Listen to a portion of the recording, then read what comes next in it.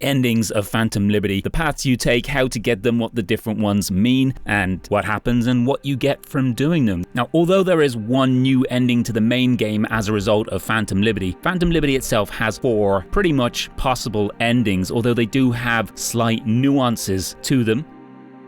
So let's go right to the start. So the main story of Phantom Liberty, you start off just after transmission, you know that you're already in. Then you've got Dog Eat Dog, Hole in the Sky, Spider and the Fly, Lucretia, My Reflection, The Damned, Get It Together, You Know My Name, Birds with Broken Wings, and I've Seen That Face Before. Now, the critical juncture only comes when you hit Firestarter, and you have 2 main choices at this point. One is to either help Somi, and the other one is to stick with Reed. Now, just before I go on, I mentioned previously about the tarot cards tying to people in particular. In this case, they're tied to V directly, and choices V makes at the end of the game. One, Swords, Pentacles, or Cups are tied to different endings. So the first choice we're going to look at, King of Wands ending and the King of Swords ending.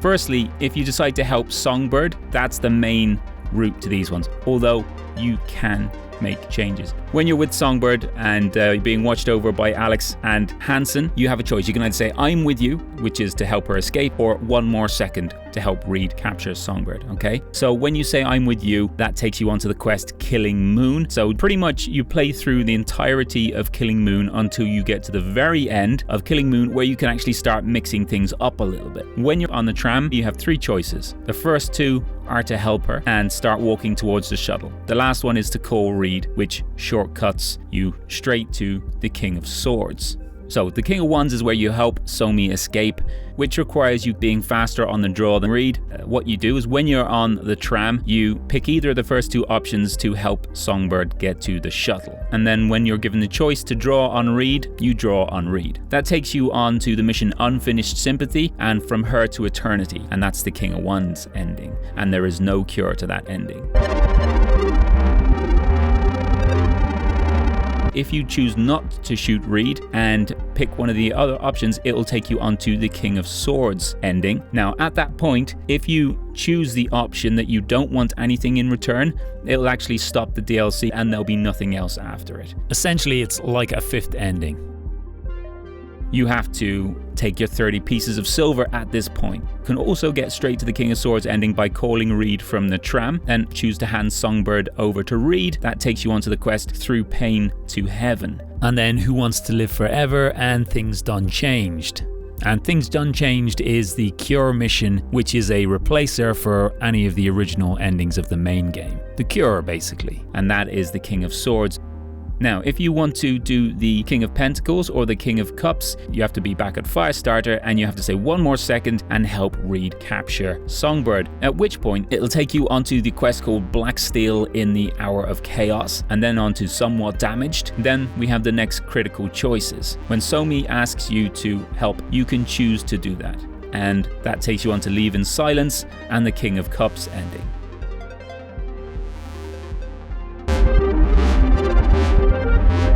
If you still want to get your cure, you have to say that's not a solution. And also when she pushes you a bit more, just say you won't do it.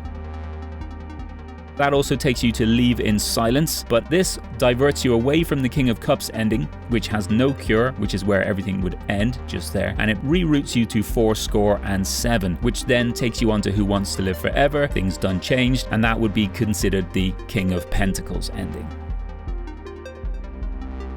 Just finally, I'll give you a rundown on what you get post-game interactions or rewards, things like that. If you go the route of Killing Moon and you do the King of Wands ending, at the end of it, you'll be able to find a couple of things. You'll be able to find a communication from Songbird that she left for you in the alleyway that you met her in the back of the van. That was there waiting for you for when you finished. That'll be there no matter what endings you pick for Killing Moon, whether King of Swords or King of Wands. Also, you'll get a communication from an unknown caller, and you'll find a container at the place that reminded her of home. In that, there'll be a metal pin from the lunar city of Tycho, and she'll also have left you her quantum tuner, which is a frontal cortex cyberware, not a deck. What this does is it gives you the unique ability to reduce the cooldown of another piece of cyberware. It has other effects as well, but basically that's what you get.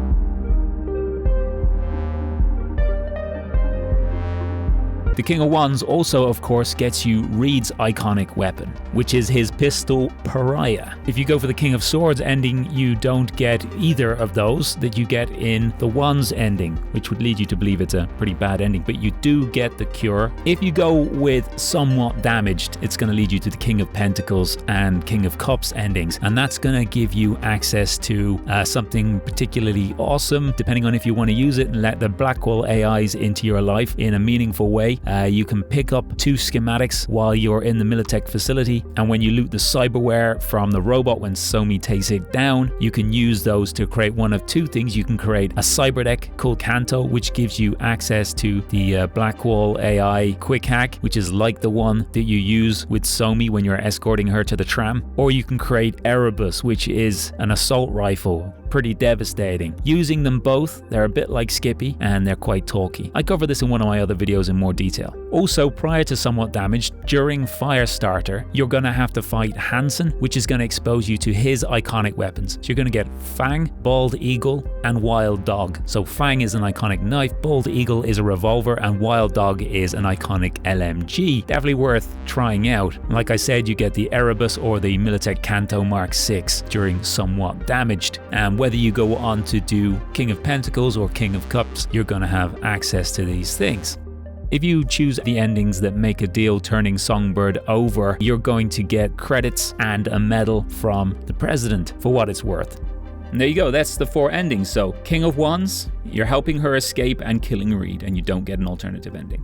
The King of Swords, you're helping her escape, and then you're handing her over to Reed, and you're getting a cure or the additional ending for the main game. The King of Pentacles, you're helping Reed capture Songbird, and you're keeping her alive.